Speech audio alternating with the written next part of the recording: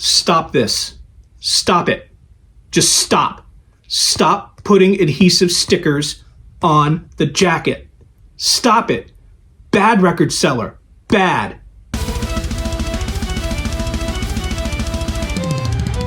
What's up, everybody? This is Matthias Frost. It's been a minute since I did my video on the Q-Mart. I just haven't had time to do YouTube content, and I'm deciding to hop back into it now because I have a ton of inventory. I'll show you my death pile, actually my mountain of sorrow. You can see how much crap I've got piled up. Right now, I just want to do a quick haul video. I went to one of my favorite spots in the Lehigh Valley to source. I found a bunch of 7 inches. Some of them are like major release 45. Some of them are independent releases by bands that you might remember from the late 70s and early 80s. And I'm really thrilled that I got these at such a good price. I'll be putting comps up on the screen. I'll give you a rundown of what I spent and how much I plan to make in profit if all sells the way I hope they will sell. So without further ado, let's get right into it. The first thing I have here is a Beastie Boys Paul Revere and Fight for Your Right to Party 7-inch single. This is in fantastic condition. It has the generic sleeve, but I don't know if it comes with a picture sleeve, but it's in beautiful shape. And you know, I'm thinking based on comps, I could probably get between 10 and 15 bucks for this. If the stars align, hopefully they will. It's a good record. Paul Revere, one of my favorite songs by the Beasties. First one I heard by them. The second one I have here is Black Flag's TV Party. Now, I actually had this when I was younger in the late 80s, and of course I was stupid and got rid of it, or I don't even know what happened to it, but I don't have it anymore. I believe this is a reissue, and it's also in fairly good shape for a punk record. A lot of punk records don't stand the test of time, or at least they didn't if you owned them in the 80s. Some things are, well, I'm going to reverse that. People who wanted to collect the vinyl definitely took care of them, but a lot of people didn't. They went from house to house. They got lost. They got scratched. They got beer spilled on them. I mean, TV Party is, you know, most punk rock houses tended to look like that. So Black Flag TV Party, comping out around 25 on the high end, 15 on the low end. In the condition this is in, I could probably get about 20 for it.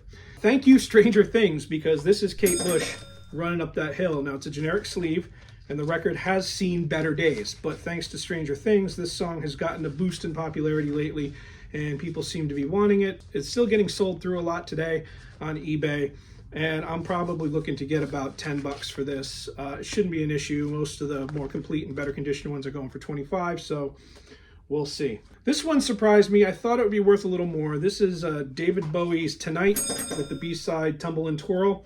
This has a full pull-out poster, which I'll show you real quick, of David Bowie and the album art on the other side. It's a really interesting packaging idea. I thought they did a good job with it, but it's not as rare as I might have thought it was. So I'll probably look to sell this for around $6 or $7 if I can get it. But the poster's in fantastic shape. It's clean. The record's in good shape. There are no scratches and there's no damage to this whatsoever. So I'm looking to fetch, well, I won't say top dollar, but at least $6 or $7 for this.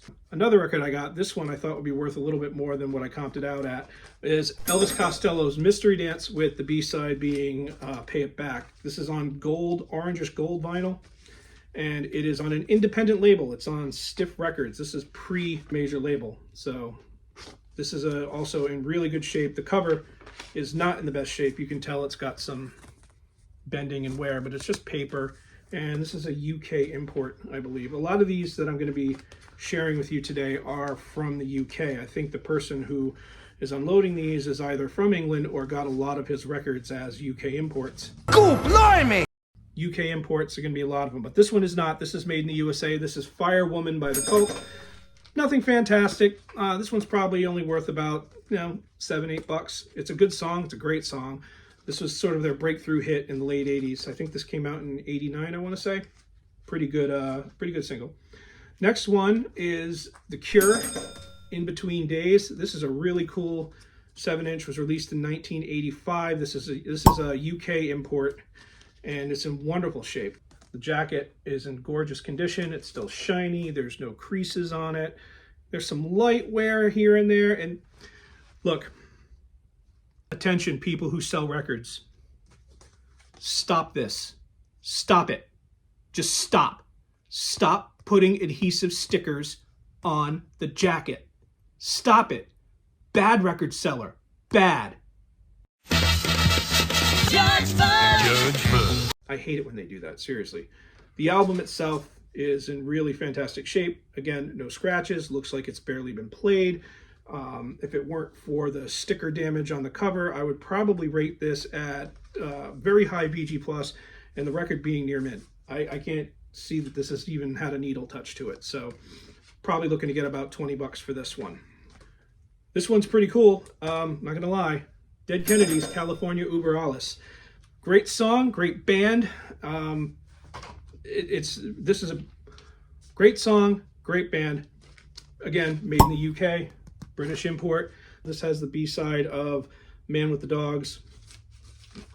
I gotta say, I'll only pick up Dead Kennedys if it's original issue, either like something like this or Alternative Tentacles. I will not buy the new Dead Kennedys releases because to me, that's not Dead Kennedys. Sorry, no Jello, no Dead Kennedys. I'm not really sure about this band. I've heard of them. I don't know who they are, but this is a band called the Frigs, 7-inch for the single Juiced Up. This came out in 1995, and it is signed, autographed by the band. Now, it's addressed to somebody named Mike. So I don't know who this Mike is, obviously, but if your name is Mike and you like the Frigs, well, you can just buy this and say it's from you. So looking to get about, $6 or $7 for this. The Dead Kennedys probably about 15. The record's not in great shape on that one. Fugazi, 3 songs. It's their EP from 1989. Again, this record is in gorgeous shape. I'm not exactly sure which one this is because there were several listed on the comps for several different releases, versions of this. So I'm probably looking to get about 12 bucks for it. Nothing crazy. It's in line with all the versions that are listed on Discogs and eBay. So Gang of 4, Money Talks, with the B-side being Use the Color from the Tube. Not really that familiar with Gang of 4. I know they were kind of a post-punk band. This is, again, a UK title, UK import. It's got actually an inner sleeve, but this doesn't really fetch for very much. Most of the comps I'm seeing, $6 at the most. But the thing is, a lot of these are from the United Kingdom. They're from Europe. Not seeing a lot of these in the US, so I might be able to get a little bit more for it, considering if somebody wants this and I'm the only one in the US, an American buyer is not going to want to pay the $20 to have it shipped from the UK or from the EU. So there you go. So I'm probably looking to get about $8 or $9 for this.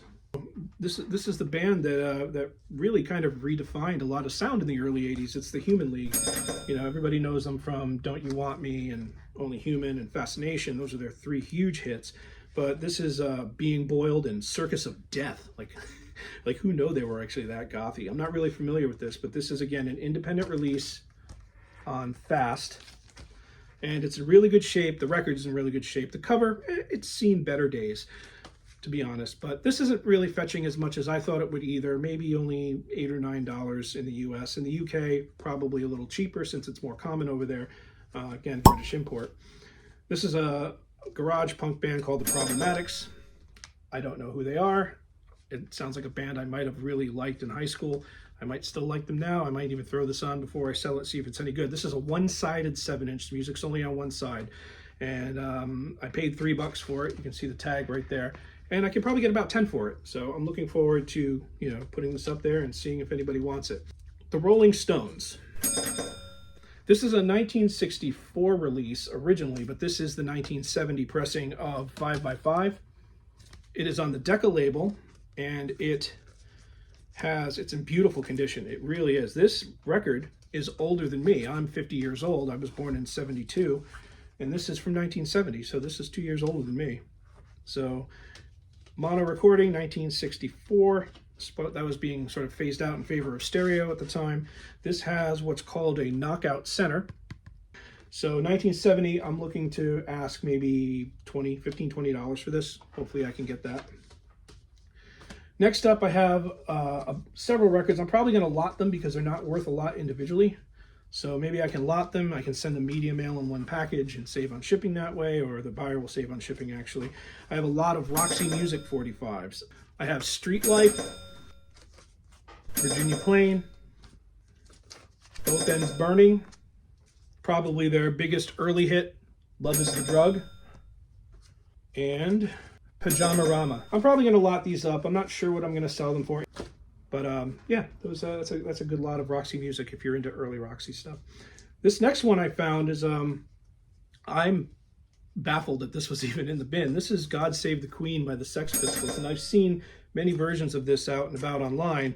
This one is on Virgin Records. It's VS181 is the catalog number, but there's several different versions of this. I believe this is also a UK issue. This is in gorgeous shape. The sleeve here maybe has a few bends in it, but it's not scuffed up. The corners aren't too badly worn. This has the small hole in the center. It's in beautiful shape. There aren't many available in the United States. This is, again, mostly a UK issue. So in England, this will probably be about anywhere between 10 to 15 pounds. But in the US, they go anywhere from 25 to 50 bucks. So I am going to list to the moon and see if somebody will pick this up for 45, 50 bucks. Next up, we have Patti Smith, People Have the Power. Beautiful picture sleeve, cardboard, very well done, very well made. Record's in great shape. Probably looking to get about $6 or $7 for it. It's not worth a ton, but it's Patti Smith. It was probably her biggest commercial hit. So we'll see what we get there. I have 3 Squeeze records, 7-inch records. I have the Up the Junction single on A&M. I have the Another Nail in My Heart single, also on A&M. Look at that. That is a pretty badass cover. That art is sick. I love that. That's just so sick. And then I have their independent EP Packet of 3, which came out before they were super popular. And this is on the Deptford Fun City record label. And this is in fantastic condition. If you like Squeeze, early Squeeze is, actually all Squeeze is good. I don't care what anybody says. I might love metal, but I'll tell you what, you go look up on YouTube, you go watch Glenn Tilbert play a guitar. And he shreds harder than pretty much any metalhead out there. Any George Lynch guy, any Yngwie or whatever, you put Glenn Tilbert up there with an acoustic guitar and he's going to murder them all. I'm not even joking. He is that good. But people don't realize that because he's the guy who did, Tempted and Another Nail in My Heart, which is that's a great song. That's an amazing song. So anyway, what this metalhead is trying to tell you is go listen to Squeeze. Do your ears some good. And last up, we have the 1980s new wave classic song Mexican Radio by Wall of Voodoo. And this is in great shape. I was surprised to see that this was actually fetching a little bit more than I thought. So I'm looking to get maybe 12 to 15 bucks for it. I don't, again, there's several for sale. It seems to sell slowly but regularly. We'll see what happens with it. But Mexican Radio is one of those songs where if you were there, you were there. It's just something that had to happen in the 80s. So get your 80s on with some Wall of Voodoo. Any of these new wave songs would be great for you to have. Any of the punk rock classics would be great for you to have.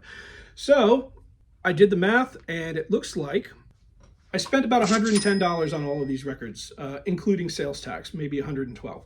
And I did the math, and if I get what I asked for, I'm looking at about $290 in gross sales. If you take away what I spent, that leaves me with about $170. Take away your eBay fees, it's another 20 bucks, maybe a little bit more. Take away the taxes, you're probably looking at another 40, 45 bucks. So I'm left with a profit of around $115 to $120. And there was much rejoicing. Pure profit out the door. That just goes to me based on spending 20 minutes in a thrift store and maybe 3 hours looking up the comp information and listing these things total. So again, I'll have the comps up there. You can go to my eBay store. The link will be in the description. You can go check it out. And that's about it for today. Ta-da!